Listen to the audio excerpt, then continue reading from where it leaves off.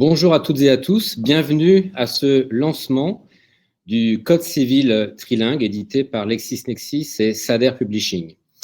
C'est depuis Beyrouth que je suis heureux d'ouvrir cette réunion. Je suis dans les locaux de notre partenaire stratégique et historique, Sader Publishing. Cette cérémonie, qui est une cérémonie un peu particulière puisqu'elle est purement digitale, va se dérouler en plusieurs séquences. Je vais dans un premier temps vous parler du contexte de ce projet, pourquoi il est né, quel est aussi son objectif, et puis je vais évoquer ceux qui nous ont accompagnés tout au long de ce passionnant mais très complexe projet au même moment. Commençons par le début. LexisNexis, vous connaissez sans doute. LexisNexis est un grand éditeur juridique qui est installé dans le monde entier et qui, depuis maintenant 5 ans, travaille dans cette région MENA, Middle East and North Africa, dans le monde arabe. Et c'est sans doute de là et d'échanges que j'ai pu avoir il y a quelques temps déjà avec le professeur Sejan et Rani Sader que nous avons constaté qu'il y avait une demande finalement pour accéder aux sources du droit civil français. Ce qui caractérise également LexisNexis, c'est 2 choses. La première, c'est que nous sommes très engagés dans ce qu'on appelle le rule of law, la primauté du droit. C'est véritablement quelque chose qui nous guide chaque jour. Nous travaillons à faire en sorte que le droit irrigue, et irrigue de plus en plus dans toutes les couches de la société, dans toutes les strates de l'économie et de la vie sociale. Et puis, ce qui nous caractérise également, c'est une démarche extrêmement engagée dans l'innovation. Et nous innovons énormément, notamment d'un point de vue technologique. LexisNexis est aujourd'hui la plus grande legal tech du monde. Mais l'innovation, et j'en arrive à notre sujet, ça n'est pas que la technologie. L'innovation, c'est aussi le contenu, c'est aussi la dimension scientifique. Le code civil trilingue, c'est une innovation. Pour la première fois, un code, le code civil français en l'occurrence, est traduit en 2 langues, l'anglais et l'arabe. Il a existé par le passé des codes civils, le code civil traduit en anglais, mais c'est la première fois qu'il est traduit en 3 langues. Alors, pourquoi nous sommes-nous engagés dans cette aventure? Il y a, et je vous donne un peu de contexte, il y a un peu plus de 3 ans. Donc, ça a été un long projet, je le disais tout à l'heure, complexe et passionnant. Nous sommes engagés dans ce projet parce que nous prenons acte, nous constatons que dans beaucoup de pays de tradition civiliste, le code civil est un point d'appui à l'édiction de nouveaux textes, de nouvelles normes, qu'ils soient d'ailleurs codifiés ou non codifiés. Évidemment, c'est aussi le code civil qui recueille en son sein tous les grands concepts du droit civil. Et pourtant, l'obstacle est parfois la langue. Dans le monde entier, on peut travailler dans des pays qui sont des pays de droit civil, qui ont des législations civilistes, mais évidemment qui ne sont pas francophones.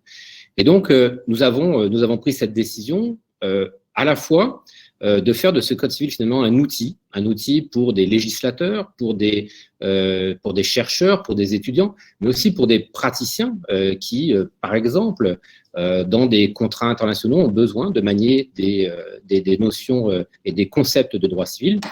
Et puis, c'est aussi un outil pour des juristes non civilistes, des juristes de common law, qui doivent travailler soit dans des pays de tradition civiliste ou bien dans des dossiers qui font part et qui permettent de se rencontrer avec des juristes de tradition civiliste. Alors, ce travail, évidemment, nous n'avons pas fait que Sader Publishing et LexisNexis. Il a fallu nous entourer.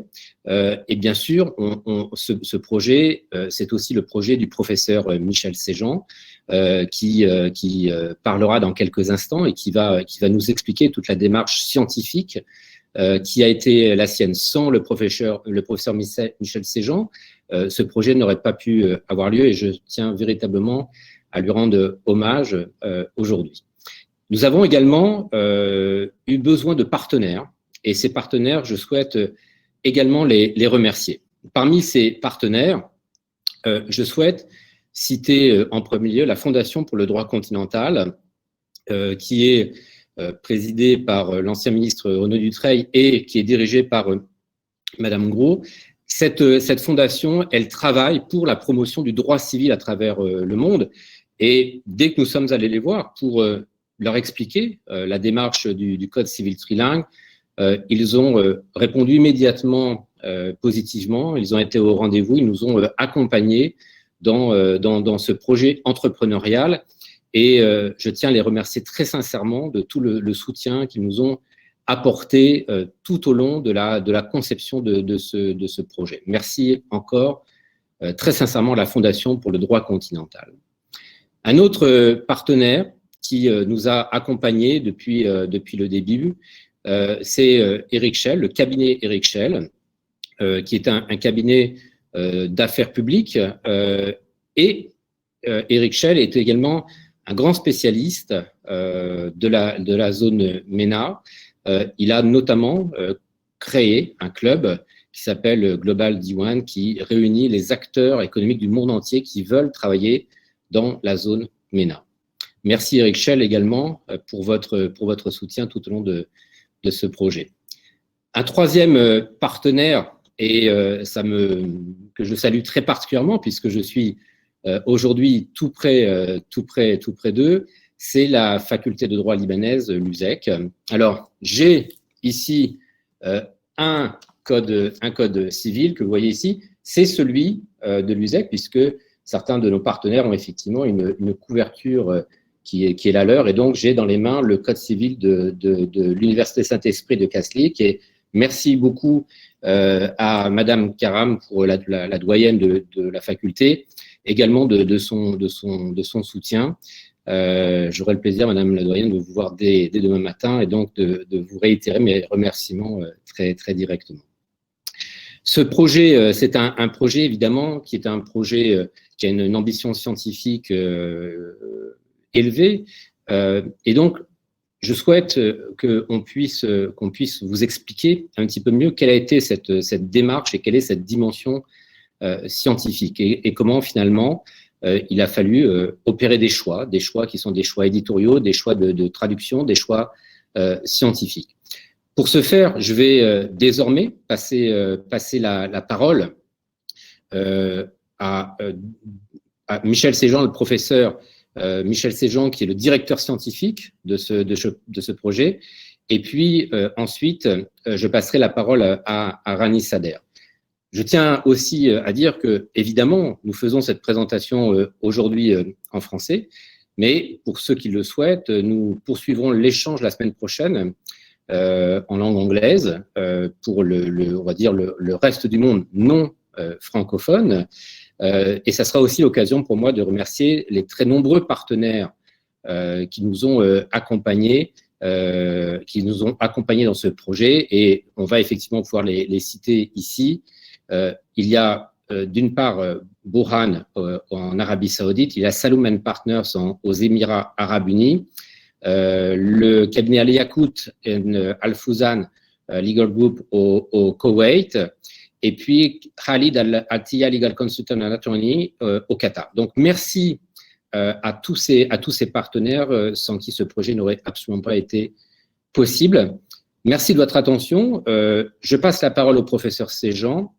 À l'issue de cet échange, nous réserverons un temps pour les questions, donc n'hésitez pas à poser des questions si vous le souhaitez. Merci de votre attention et je vous passe la parole, professeur Séjean. Merci Guillaume, merci et bonjour à toutes et à tous. Je suis très heureux, c'est un jour très spécial pour moi et je pense pour toutes les personnes qui ont travaillé sur ce projet. La phrase qui me vient à l'esprit tout de suite, c'est une phrase très célèbre de Mark Twain qui disait ils ne savaient pas que c'était impossible, alors ils l'ont fait. Et je crois que ça résume assez bien l'état d'esprit de toutes les équipes qui ont travaillé sur ce projet. Il y a des moments où on a cru que ce serait peut-être impossible, mais jamais on a lâché, et c'est une grande joie aujourd'hui de vous le présenter. Aujourd'hui, je vais vous parler de deux 2 éléments. Angélique, peut-être vous pouvez revenir un peu en arrière au niveau de la diapositive, ce n'est pas encore le temps. Je vais vous parler de 2 éléments parce que j'ai occupé 2 fonctions dans ce code. La première fonction, c'était celle de directeur scientifique. Et la deuxième fonction, c'était celle de la supervision des traductions en langue anglaise. Alors, la direction scientifique, je voudrais d'abord vous expliquer ce que c'est, parce que ça résume au fond la rencontre qu'il y a eu avec Guillaume de Roubaix, les éditions LexisNexis, et puis plus tard, les éditions Sader. La direction scientifique, pour moi, c'est être responsable de la fiabilité du message qu'on envoie dans un projet. Et ce projet avait un message fort, et il fallait vraiment que ce message soit entièrement fiable, qu'on puisse se fonder dessus grâce à son caractère scientifique. Alors, quel était le message que nous voulions faire passer? Nous voulions faire passer un message qui consiste à dire que le droit français s'ouvre toujours plus et qu'il s'ouvre d'une nouvelle manière, d'une manière trilingue, pour pouvoir parler le droit civil français dans les mots des autres, pour pouvoir utiliser la langue du plus grand nombre de personnes, pour pouvoir exprimer qui nous sommes, pour pouvoir ouvrir un dialogue. Donc ce message, que le droit français s'ouvre d'une nouvelle manière, il avait 2 aspects particuliers. C'est qu'on voulait montrer qu'on s'ouvrait en se rendant plus accessible matériellement. Et l'accessibilité matérielle pour nous, c'est le code. C'est la technique de la codification qui permet de rassembler en un seul outil l'ensemble des textes sur un certain sujet. Et puis, on voulait se rendre aussi intelligible intellectuellement. C'était très important pour nous de ne pas simplement mettre la question de l'accessibilité, mais aussi de mettre la question de l'intelligibilité. Alors, comment est-ce qu'on pouvait réussir à rendre ce message d'ouverture fiable? Eh bien, il fallait 3 ingrédients réunis, et on a eu la chance de les réunir tous ensemble. Pour que ce message passe, le premier ingrédient, c'était qu'il fallait une bonne implantation éditoriale. On était obligé d'avoir pas seulement un diffuseur, mais surtout un éditeur derrière, qui ait une bonne connaissance de toute la zone géographique qu'on voulait couvrir. Et il n'y avait pas mieux que LexisNexis pour toucher la zone anglophone et toucher la zone arabophone du monde. Donc ça, c'était le premier ingrédient, et je remercie toutes les équipes de LexisNexis qui ont travaillé là-dessus pour faire en sorte que cette implantation territoriale et éditoriale soit parfaite. Le deuxième ingrédient après l'implantation éditoriale, c'est qu'il fallait une bonne équipe de traducteurs. Alors pour la partie anglaise, les traducteurs sont 3 professeurs de droit qui sont basés en Louisiane, qui sont des professeurs très expérimentés et qui avaient déjà traduit le Code civil français dans sa version de 2013. Mais cette traduction n'était pas encore arrivée à maturité. Et en plus, cette traduction n'était plus du tout à jour puisque de grandes réformes avaient eu lieu entre 2013 et aujourd'hui.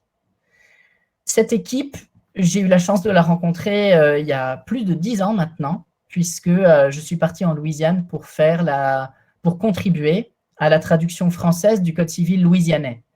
Et comme nous avons vu ensemble que nous travaillons bien, eh ben, c'était beaucoup plus facile de travailler avec eux de nouveau sur ce projet très enthousiasmant.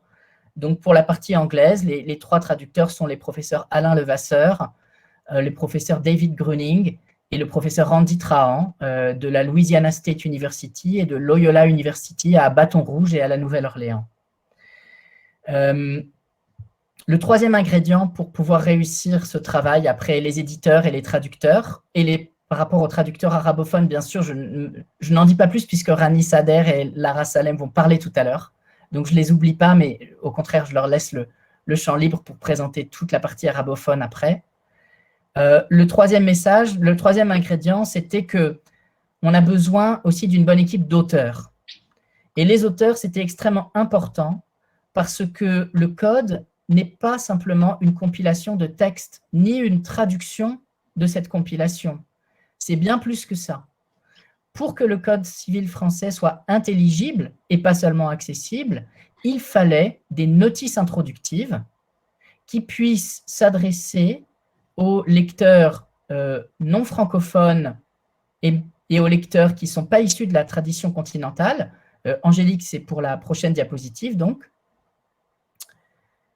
Et avec le... Voilà, c'est ça. Donc, cet aspect-là, des notices critiques pour accompagner les non-francophones et les non-civilistes, ça, c'est le point central qui fait la valeur ajoutée de ce code, en plus de la traduction, c'est que pour qu'il soit intelligible, il fallait des notices introductives. Et il fallait des notices critiques.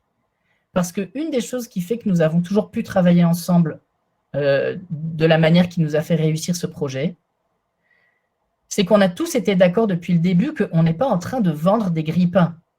On n'est pas en train de vendre, on n'est pas des commerçants. On est une équipe d'éditeurs, d'universitaires, de professionnels, de praticiens.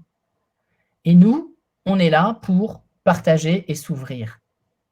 Donc, ça impliquait que les notices soient un minimum critiques par rapport au droit français, qu'elles donnent une image qui corresponde à la réalité du droit français aujourd'hui.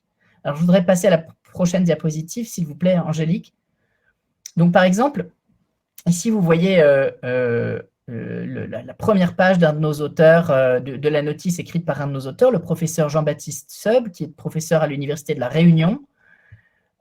Et en fait, ce qui est intéressant sur cette notice qui correspond au droit des biens, qui introduit le livre 2 sur notamment le droit des biens, c'est qu'on peut voir que dès le début,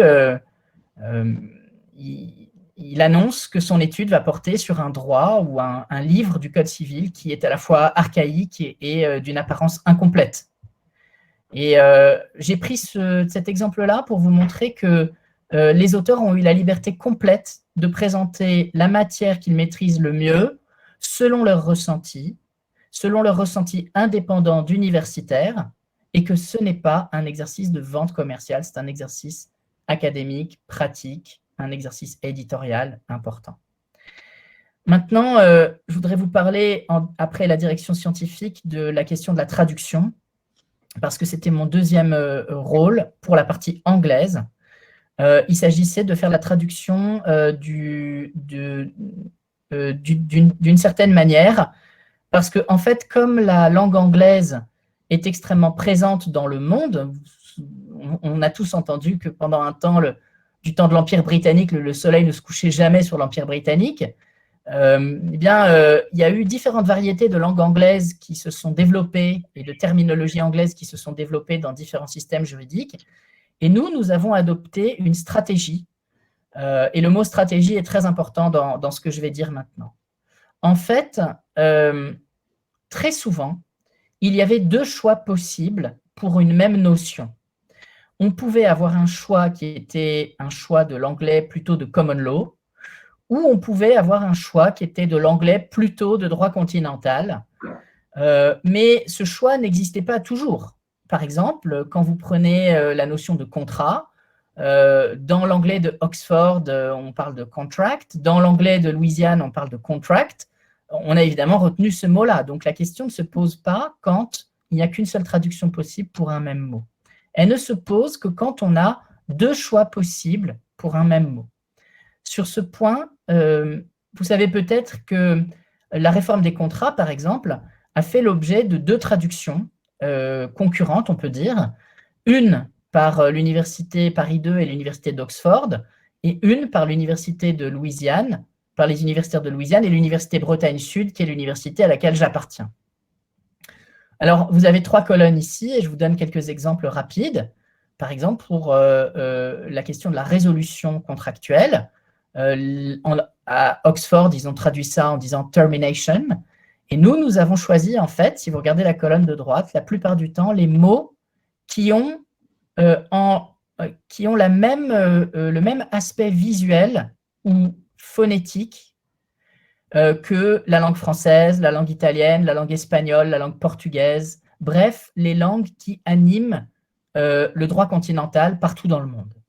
Donc, évidemment, si on avait à choisir entre termination et resolution, ben nous, on a choisi resolution parce qu'il il est plus proche pour tous les pays de droit continental parce que notre but, notre stratégie, c'était de faire en sorte qu'il y ait un sens de la communauté entre les gens de droit continental.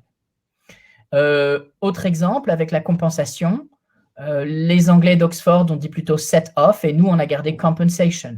Ou bien pour l'obligation solidaire, nous avons préféré solidary obligation plutôt que joint and several obligation. Autre exemple frappant aussi, sur la fiducie, nous sommes allés chercher dans l'histoire du droit pour éviter d'avoir à traduire par le mot trust, surtout parce que le trust à l'anglaise ne correspond pas à la fiducie à la française, ce qui n'est pas le cas au Canada, par exemple. Donc, il y a toute une étude de droit comparé que nous avons faite pour chacune de ces notions. On n'a pas juste choisi des mots, on a vraiment étudié le droit comparé pour pouvoir arriver à des résultats. Et ces résultats ne consistent pas toujours à mettre le droit louisianais à l'honneur.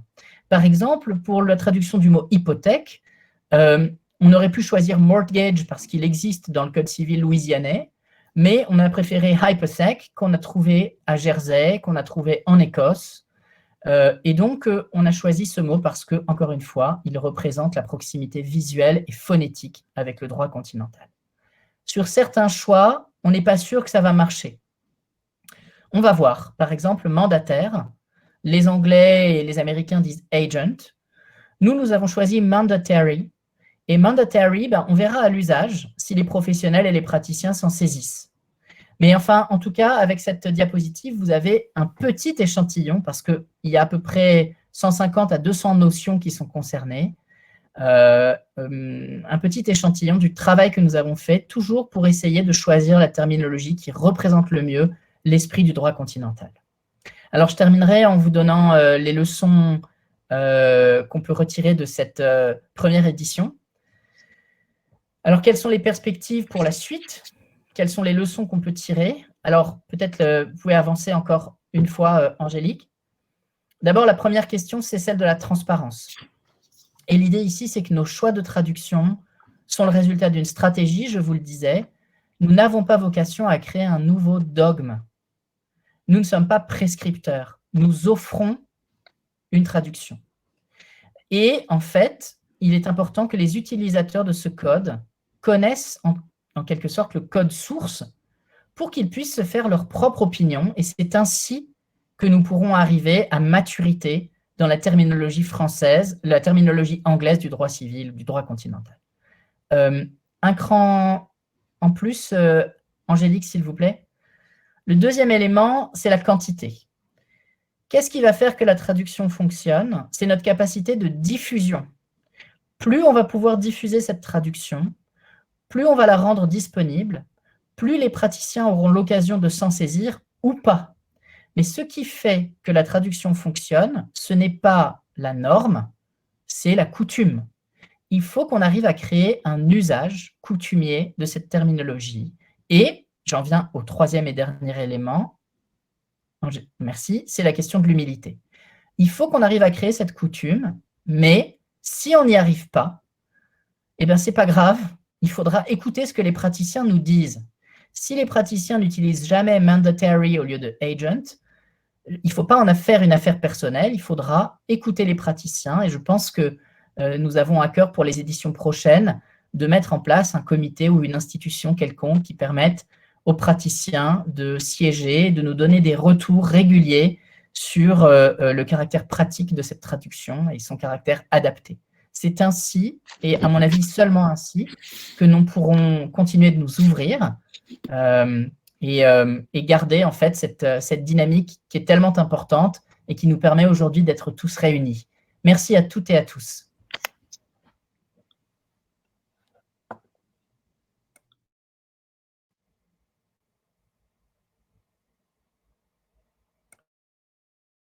Je passe la parole à Rani Sader, qui... et voilà, Rani, je crois que c'est à toi.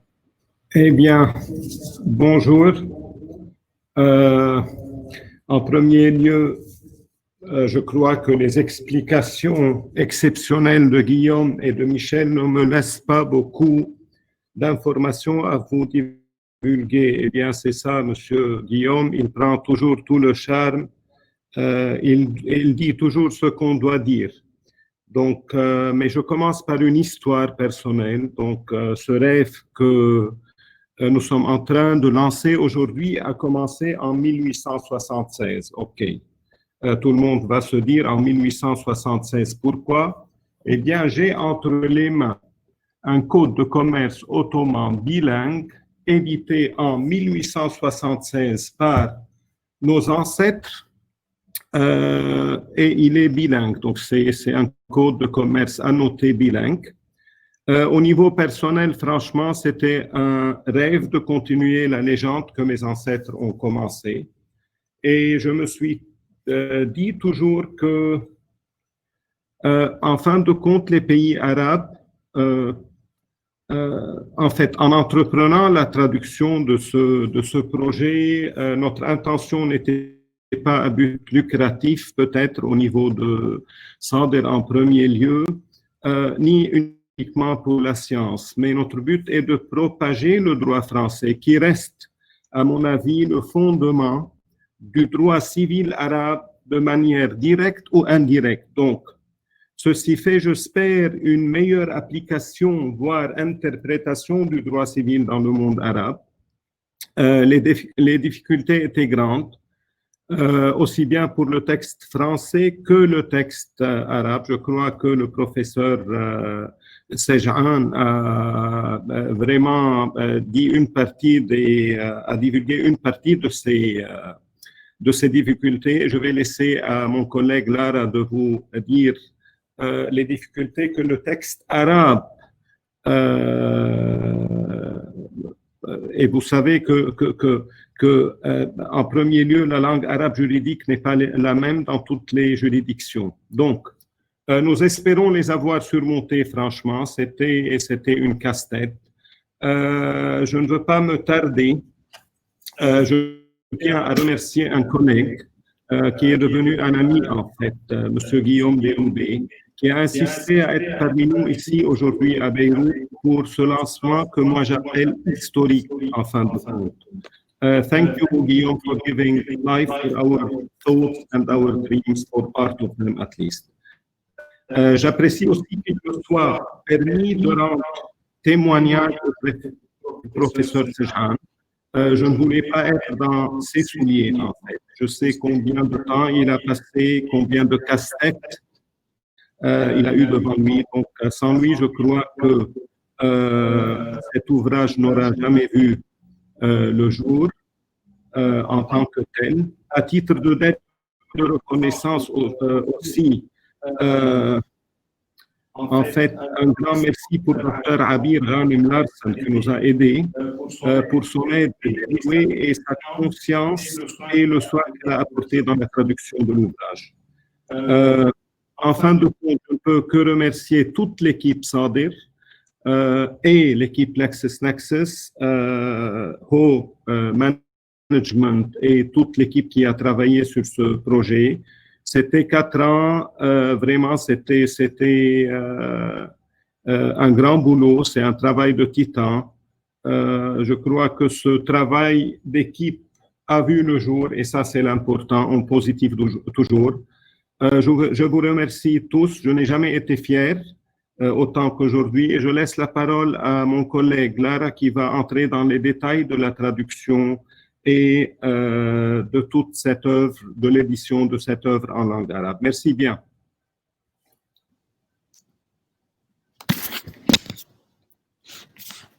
Bonjour tout le monde. Merci Rani, merci Guillaume et tout le monde qui est présent, Sanaïne et professeur Sej'an. D'abord, je me réjouis d'être ici avec vous parce qu'on célèbre finalement un travail de 5 années d'efforts. Mais Angélique, oui, la prochaine, s'il te plaît. Oui.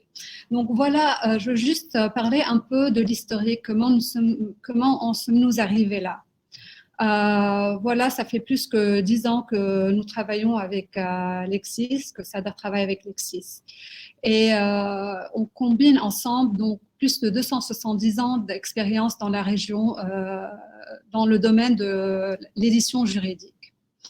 Nous avions commencé notre chemin en 2007 quand Lexis avait lancé sa plateforme LexisNexis Middle East Online.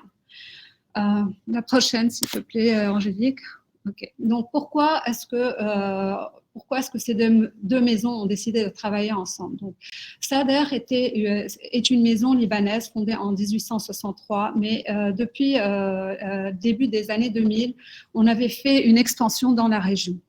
Nous étions depuis 2004 aux Émirats arabes unis, où on avait déjà publié et traduit la compilation des lois fédérales des Émirats arabes unis pour le ministère de la Justice. D'ailleurs, ce n'était pas la première fois qu'on faisait la traduction juridique. Nous étions les premiers traducteurs juridiques en 1921, alors qu'on a traduit le Code des obligations et des contrats du mandat conféré par le mandat français au Liban vers la langue arabe. Donc voilà, maintenant on peut avoir toutes les traductions de Sader sur la plateforme LexisNexis et aussi sur la plateforme du ministère de Justice aux Émirats. Donc, prochaine slide, s'il te plaît. Bon, voilà, ce projet a débuté en 2015 et nous sommes en 2020 maintenant. Pourquoi est-ce que ça a pris tellement de temps pour arriver et pourquoi avons-nous choisi ce travail? D'abord, j'aimerais spécifier que ce travail a débuté avec un désir commun de Guillaume et de Rani de voir le code civil accessible à tous en leur propre langue, vu l'influence qu'il avait dans la région. Évidemment, au Liban, nous avions le code civil du mandat français, donc de façon directe, mais aussi dans les pays du Golfe, ils ont le code des obligations et des contrats qui est de façon indirecte du code égyptien leur est venu. Donc, ce sont tous des pays civilistes. Donc, nous sommes maintenant dans l'internationalisation de l'édition. Donc, on voulait rapprocher deux cultures distinctes qui ont un aspect commun, mais qui posent quand même des particularités de langage et de culture. Donc, pour ça, on tire toujours notre fierté dans nos traductions. Le choix du traducteur était vraiment crucial pour nous, vu la richesse et la complexité de la langue arabe. On a donc tout de suite pensé à Dr Abir Ghanem Larson, qui travaillait avec nous depuis 2012. Pourquoi est-ce qu'on a choisi Dr Ghanem Larson? Eh bien, simplement, Dr Ghanem Larson est une avocate et professeure de droit en France et au Liban. Elle se connaît, elle est très familière avec les deux cultures juridiques et se connaît très bien dans la langue arabe. D'ailleurs, elle est journaliste aussi. Donc, Dr Ghanem se chargea de la traduction de finalement un code qui faisait plus de 500 pages avec 2534 articles. Donc, ça lui a pris finalement 3 ans et demi pour compléter la première traduction d'ailleurs, parce qu'on a eu des deuxièmes ou des mises à jour au fur des années. Okay. Le prochain slide, Angélique. Ok, donc je vais toucher un peu sur la traduction, malgré que je suis pas traductrice, mais je travaille dans l'édition, voilà, 10 ans, donc je pense que je m'y connais un peu. L'arabe est une langue qui est très riche, mais qui est aussi complexe. Déjà, l'alphabet arabe comprend 28 lettres, tandis que par rapport à la langue française. Donc déjà, on a plus une autre façon d'écrire, ce qui rend la morphologie de la langue arabe plus complexe. C'est que le changement que s'opère sur les lettres selon leur positionnement dans le mot. L'arabe est un alphabet utilisant seulement des consonnes, d'où le terme abjad. L'écriture d'un mot qui phonétiquement peut paraître le même change de sens complet quand le mot dépendamment de la façon dont le mot est écrit. Aussi, la syntaxe est un peu différente. En arabe, on peut avoir des phrases qui commencent par des verbes, oui, et tandis qu'en français, on commence généralement par le sujet. Donc, je ne vais pas trop m'attarder sur ce point, juste pour dire que Dr Ghanem Larson a trouvé un moyen de rapprocher ces deux langues en reformulant les phrases de façon à rendre la traduction lisible et compréhensible. Prochaine slide, s'il te plaît. OK. Comme j'ai dit déjà au départ, Sader a une historique dans la traduction. Donc, la traduction juridique pose ses propres difficultés et complexités. Le travail du Code civil était le travail de toute une équipe chez Sader. On a mis un conseil éditorial de traduction qui comprenait, notamment dirigé par Maître Hani Sader, et qui comprenait des experts en langue arabe et en lexique juridique, tel professeur Boukhalil. On avait le support du département de traduction pour suivre la méthodologie de Sader. C'est quoi la méthode de Sader? Ça implique une compréhension et une recherche de la terminologie spécifique à chaque pays. Parce qu'en arabe, on a plusieurs dialectes. Donc, malgré que l'arabe écrit est pareil, chaque juridiction a sa propre terminologie. Et surtout en lexique juridique. Donc, par exemple, nous avons le terme al-nizam, qui veut dire un système ou régulation ou loi, dépendamment de quelle juridiction. Tandis que même pour la Cour de cassation, on a le mot mahkamat al-naqd, mahkamat al-tamiz, mahkamat al-alia. Donc, c'est vraiment une méthode scientifique pour procéder à la traduction et pour vraiment choisir les mots appropriés et qui, comme le professeur Sejan le disait avant, qui vraiment traduit le sens du contexte. Bon. Donc, juste, je voudrais dire sur ce point qu'on est en train de traduire des concepts et non pas seulement des mots. Donc, pour être juridiquement contraignante, la terminologie juridique doit être exacte. On a eu bien sûr des obstacles au cours du chemin. Donc, cette traduction a commencé en 2015. On devait la terminer en 2018. Cependant, le Code civil français a reçu des réformes aussi au cours des années. Je peux avoir la prochaine slide, please? OK. Donc, il est très difficile de vraiment revoir le travail de traduction, de remettre à jour, si on n'a pas une bonne méthodologie de sélection de termes, de s'assurer de la cohérence du texte et surtout aussi pour la mise à jour des notices qui était un travail assez difficile à entreprendre. Aussi, on avait, c'est une première coédition entre Sader et Lexis. Donc, c'était la première fois que nos deux équipes travaillaient sur un tel projet, malgré qu'on était habitués à travailler ensemble sur d'autres aspects. Et je voudrais ici noter que la venue de mademoiselle Sanaïn Kassabian, je pense qui fut critique pour le succès de ce projet qu'on pensait ne plus avoir le jour. À la fin de la révision du code, on avait aussi le travail de fabrication. Donc, ceci aussi a posé des problèmes quand on parle de l'arabe, puisque on devait choisir entre, par exemple, les chiffres arabes, qui sont les chiffres qu'on connaît en langue française, ou bien les chiffres hindous. Et aussi la direction des chiffres, comment aller se lire. Donc, c'est des tout petits détails qui devaient être réglés en fin de route. Finalement, je voudrais conclure en mentionnant que le code était dans son stade de finalisation à un moment très critique de l'histoire du Liban. Donc, toute l'équipe Sader a s'est donnée à fond afin de terminer ce travail.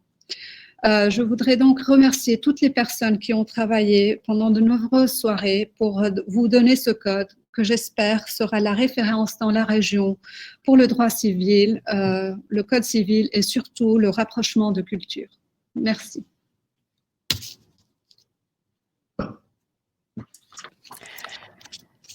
Merci Lara Salem. Alors, je vois qu'il y a eu beaucoup de questions qui ont été posées. Je les ai transmises à Guillaume de Roubaix. Donc voilà, je laisse Guillaume répondre à vos questions. Alors effectivement, il y a des questions très intéressantes. Il y a eu une question sur l'accès sur Légifrance. Alors j'imagine que cette question fait suite à une communication qu'on a déjà pu avoir sur le sujet. Et je confirme que nous avons pris la décision de verser évidemment gracieusement la version anglaise, notre traduction anglaise du Code civil à la DILA, pour qu'elle soit publiée sur Légifrance. Donc c'est une discussion qui est encore en cours, mais qui, nous l'espérons, pour avoir le jour assez prochainement. Une autre question qui a été posée, qui est celle finalement des retours qui pouvaient être faits, et je pense que cette question fait suite à l'intervention du professeur Séjean, qui a parlé de transparence, qui a parlé d'humilité, et la traduction de cette transparence et de cette humilité, elle passe par un dialogue finalement. Un dialogue, c'est que tous ceux qui, parmi vous, feront l'acquisition de ce code pourront parfois ne pas être d'accord. Et encore une fois, c'est un projet, je crois que ça a été bien expliqué par à la fois le professeur Séjean, par Rani Sader et Lara Salem. C'est un projet qui est un projet qui n'était pas simple. On ne prend pas un dictionnaire pour appliquer un mot. Il a fallu faire des choix, je le répète. Dès qu'il y a un choix, c'est un choix finalement de doctrine, et il est tout à fait en débat. Donc, on est en train de réfléchir à la possibilité, évidemment, de vous permettre, à vous tous, de faire des propositions par rapport à des choix de traduction, à émettre des avis, des opinions diverses, dissidentes, si vous le souhaitez.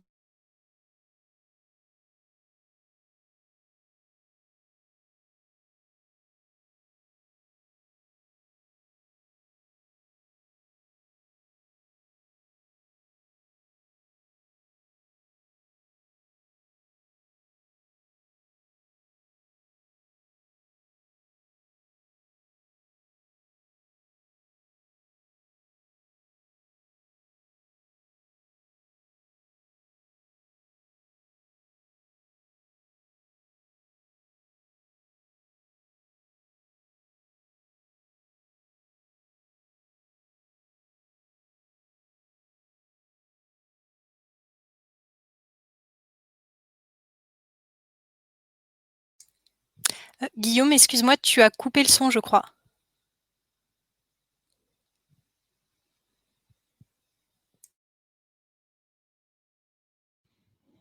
Oui, en effet, j'avais coupé voilà, le son. C'est mieux. Si tu peux reprendre, il y a environ 2 minutes, parce qu'on l'a perdu un petit moment, le son. D'accord, ok. Alors, je ne sais plus, donc, pardon à tous. Alors, je vais reprendre, je ne sais pas si je vais peut-être me répéter. Donc, je disais, je posais, alors, Légifrance, j'espère que vous m'avez tous entendu, Angélique, sur Légifrance. Oui, tu peux reprendre à partir de ce que tu disais sur Légifrance. Je pense que ce serait donc Légifrance, ça va être, le texte va être versé à Légifrance. C'est une discussion que nous allons avoir avec la DILA, qui édite Légifrance. Le deuxième point, et je l'aborde donc, je le redis très rapidement, c'est la suite de ce projet. Et il y a finalement une déclinaison autour de cette notion de suite. La première, c'est que Michel Séjean l'a dit, et l'a très bien expliqué dans son intervention, transparence et humilité. La traduction de la transparence et de l'humilité, c'est l'échange, c'est finalement de se dire que des choix ont été faits, des choix de traduction ont été faits. Ça s'assimile quasiment à de la doctrine, si je puis dire. Et évidemment, dès que des choix sont faits, on peut en débattre. Et certains d'entre vous qui vont faire l'acquisition de ce code pourront tout à fait ne pas être d'accord avec des choix de traduction qui ont été opérés. On va vous permettre à tous de donner votre avis, de faire des contre-propositions. Évidemment, on en débattra avec le directeur scientifique et vous pourrez émettre ces opinions sur le site du Code civil trilingue qui existe déjà, et nous allons créer une autre adresse email que nous communiquerons sur les réseaux sociaux. Donc, encore une fois, ça nous permettra de faire vivre cette traduction. J'en arrivais à une troisième question qui était posée, qui est finalement, je dirais, dans la droite ligne de la précédente. Voici l'adresse du site. La droite ligne de la précédente, c'est est-ce qu'il y aura une prochaine édition? Alors, évidemment qu'un projet comme celui-ci, avec l'investissement qui a été décrit, nous souhaitons l'inscrire dans la durée. C'est un projet dont l'ADN est finalement d'être pérenne.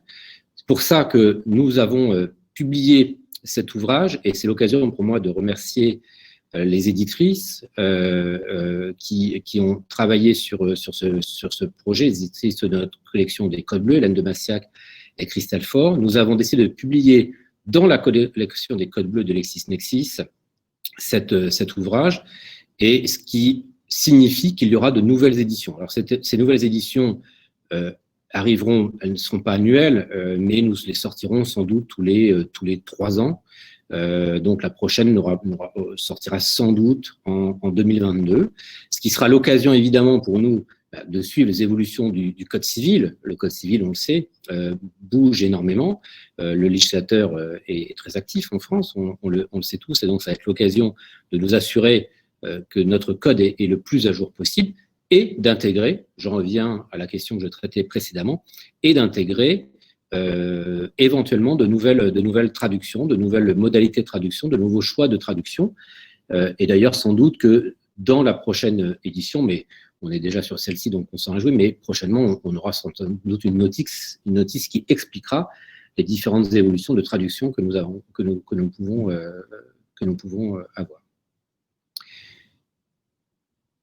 Alors, une question que je lis en même temps que je vous parle, c'est la question de la culture, effectivement, c'est-à-dire que la traduction, c'est pas technique, ça n'est pas que technique. Effectivement, il faut intégrer cette dimension culturelle.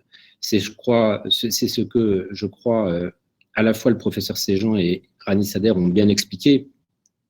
C'est que pour pouvoir s'engager dans un travail comme celui-ci, il faut pouvoir être sur le terrain comme nous le sommes.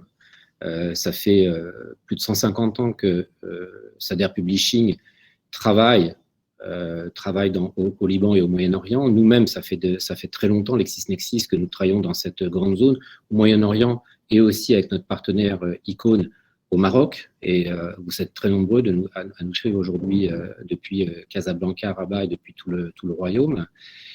Donc évidemment que cette dimension culturelle, elle est je dirais, totalement intégrée dans ce travail de traduction.